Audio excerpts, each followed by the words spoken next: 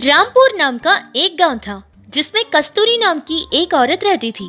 उसका एक बेटा था जिसके कुछ ही दिन पहले उसने शादी करवाई थी। उसकी बहू का नाम श्रुति था।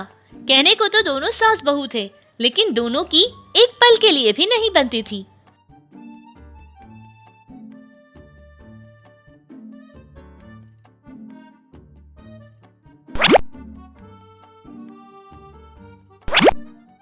अरे धनुष बेटा, तुम्हें पसंद है ना, इसीलिए तुम्हारे लिए मैंने पूरी बनाई है। सुनिए, इडली खा लीजिए। देखिए ना कितनी सॉफ्ट बनी है। अरे हाँ श्रुति, ये तो बहुत ही मजेदार है और बहुत ज्यादा सॉफ्ट भी। देखो ना माँ, कितने कम समय में श्रुति ने खाना बनाना कितना अच्छे से सीख लिया है। लेकिन माँ, पूरी बनाने में तो सब लोग तुम्हारे बाद ही आएंगे। अरे ठीक है ना बेटा, और लेकर खाओ ना। अरे नहीं माँ, बस करो, वरना ऑफिस में जाकर ना मैं सो जाऊंगा। अरे तो इडली ले लीजिए, बहुत ही लाइट रहेगी। आप दोनों को इस तरह देखकर पता है माँ, मुझे कितनी खुशी मिलती है। तुम दोनों तो सास बहू कम माँ बेटी ज्यादा लगती हो। आज तक मैंने तुम दोनों को गुस्सा होते हुए या आपस में झगड़ते हुए कभी नहीं देखा था।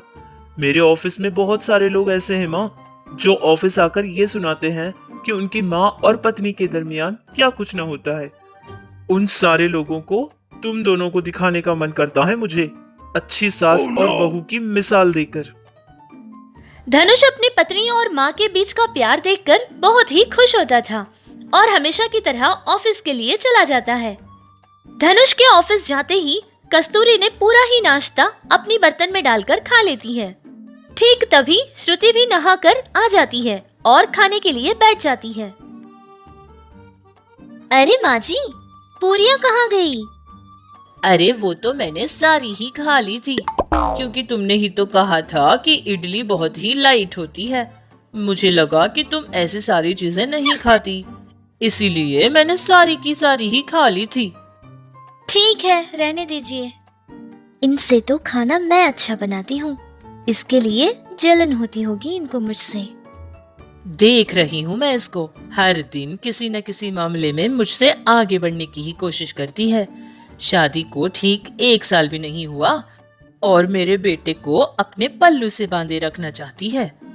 सारे लोगों के सामने दोनों सास बहू एक दूसरे के ऊपर प्यार का नाटक किया करते थे, लेकिन एक दूसरे के मन में दोनों के लिए हमेशा कोई न कोई बात से जलन ही रहती थी। कस्तूरी यही सोचती थी कि हर बात में उसका बेटा उसकी ही बात माने और फिर श्रुति अपना पति उसी से ज्यादा प्यार करे, ये चाहती थी। दोनों ही अपनी अपनी जगह ठीक थे, लेकिन फिर भी एक दूसरे से उन दोनों की बिल्कुल नहीं बनती थी। उन दोनों के बीच का झगड़ा सिर्फ वो दोनों ही जानते थे। ऐसे ही शाम हो गई थी और फिर धनुष ऑफिस से घर लौट जाता है। घर के बाहर खड़ा होकर बेल बजाता है। तब तक कस्तूरी आराम से सोफे पर लेटी रही होती है। जैसे ही बेल बजता है, वो भागती हुई उठकर दरवाजे की तरफ जाती है। बेल के बजने की आवाज सुनकर श्रुति भी दरवाजे की ही तरफ आ रही होती है, लेकिन उसके सास को देखकर वहीं वो खड़ी हो जाती है। आ गया बेटा तू, पता है तुझे, तेरे लिए मेरी निगाहें चौखट पर ही टिकी हुई थी। जैसे ही तुम बाहर जाते हो, घर वापस आने तक मुझे तुम्हारी चिंता लगी रहती है बेटा। अरे माँ, इतना चिंता करने की, इतना टेंशन लेने की क्या जरूरत है माँ? मुझे क्या हो जाएगा? ज्यादा सोचकर अपनी तबीयत खराब मत करो। अरे बेटा, तुम तो जानते हो ना कि मैं तुमसे कितना प्यार करती हूँ। तुम चाहे कुछ भी क्यों ना बोल लो, लेकिन मैं तुम्हारे ही बारे में सोचती रहूंगी। अरे वही तो होता है माँ का प्यार। अब तक तो खर्राटे लिए हुए सो रही थी सोफे पर। जैसे ही ये घर आ गए, बस ड्रामा शुरू कर दिया इन्होंने। वाह वाह सासू माँ, आपको तो ऑस्कर अवार्ड मिलना चाहिए। उस रात श्रुति अपने पति का मनपसंद गाजर का हलवा बनाकर रख देती है। अरे वाह श्रुति, क्या स्वाद है, बेहतरीन बनाती हो तुम कुछ भी ना। ये कैरेट का हलवा बहुत अच्छा है माँ, आज मैं इस हलवे के सिवा और कुछ नहीं खाऊंगा। अरे बेटा, ये तो क्या कह रहा है? तेरे लिए तो मैंने आलू पूरी बनाई थी। कहा ना माँ, इस हलवे के सिवा मैं कुछ नहीं खाऊंगा। ये सारा का सारा हलवा सिर्फ मैं ही खाऊंगा। ये सब देखकर कस्तूरी को बहुत दुख पहुंचता है। फिर वो ये सोच लेती है कि उसकी बहू के बनाए खाने को वो बर्बाद करके ही रहेगी। उस रात श्रुति सुबह के नाश्ते की सारी तैयारी करके सो जाती है और तभी उसकी सास जाकर उसी आटे में थोड़ा सा चावल का आटा मिला देती है। छी छी, ये क्या है श्रुति? आज इडली तुमने ऐसी क्यों बनाई है? बहुत ही टाइट है, जैसे कि पत्थर होता है। अच्छा ठीक है, रुक जा बेटा। मैंने तेरे पिताजी के लिए उपमा बनाया था, और वो भी काजू वाला। बस अभी लेकर आती हूँ।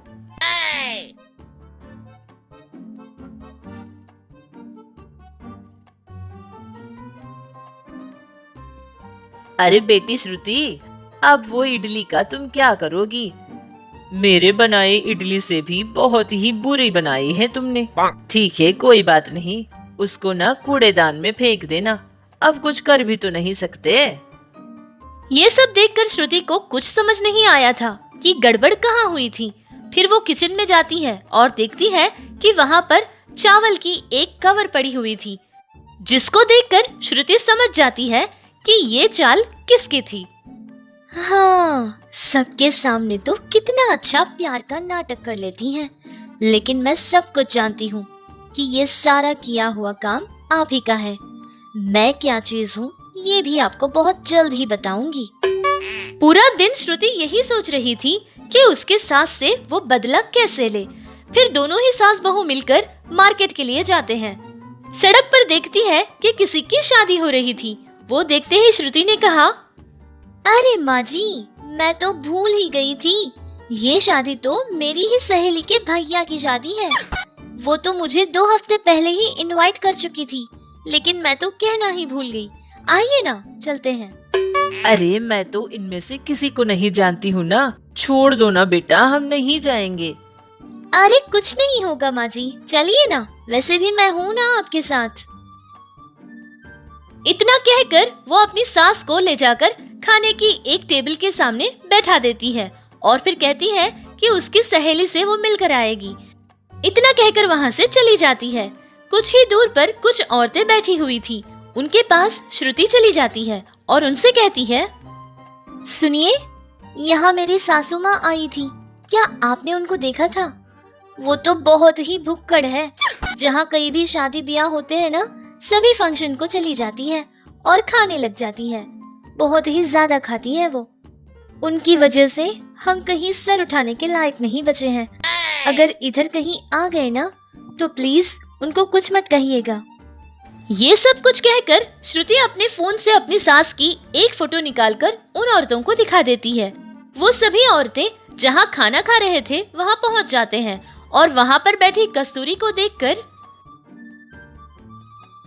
अरे नाम अता पता कुछ नहीं होता, लेकिन फिर भी मुंह उठाए चले आते हैं। छी, खाने के लिए कोई ऐसा थोड़ी ना करता है। शर्म नाम की तो कोई चीज ही नहीं है। अरे हाँ भाभी, तुम ना बिल्कुल ठीक कहती हो। अगर शर्म नाम की कोई चीज होती तो ऐसा कोई थोड़ी ना करता है। इस तरह वो औरतें जो कुछ उनके मन में आ रहा था सब कुछ सुना रही थी। सब कुछ कहने के बाद वहाँ से चली गई थी। पर कस्तूरी के समझ में ये आ गया था कि वो सारे लोग उसी से ये सारी बातें कर रहे थे। अरे सासू माँ, मुझसे गलती हो गई थी। ये मेरे फ्रेंड के भाई की शादी नहीं है, वो तो अगले महीने में है। चलिए चलिए, यहाँ से चलते हैं। हे भगवान, मैं तो चावल का आटा खरीदना ही भूल गई थी, क्योंकि घर में तो बस आधी पैकेट बची है। कल किसी चीज में मिलाने के लिए शायद आपको कम पड़ जाएगा चावल का आटा। बहू के इतना कहते ही कस्तूरी के ये समझ आ गया था कि ये काम उसके बहू का किया हुआ है। उसने तो अपने मुंह से कुछ नहीं कहा था, लेकिन बाहर वाली औरतों से उसने बहुत कुछ सुनवा दिया था। जिसकी वजह से कस्तूरी का गुस्सा अपनी बहू पर और ज्यादा हो जाता है। वो इसी सोच में पड़ जाती है कि उसकी बहू से इसका बदला कैसे ले। जितनी बेइज्जती उसकी हुई थी उससे 4 गुना ज्यादा कैसे अपनी बहू की बेइज्जती करे। यही सब कुछ सोच रही थी कि अचानक ही ऑटो को ब्रेक लग जाता है।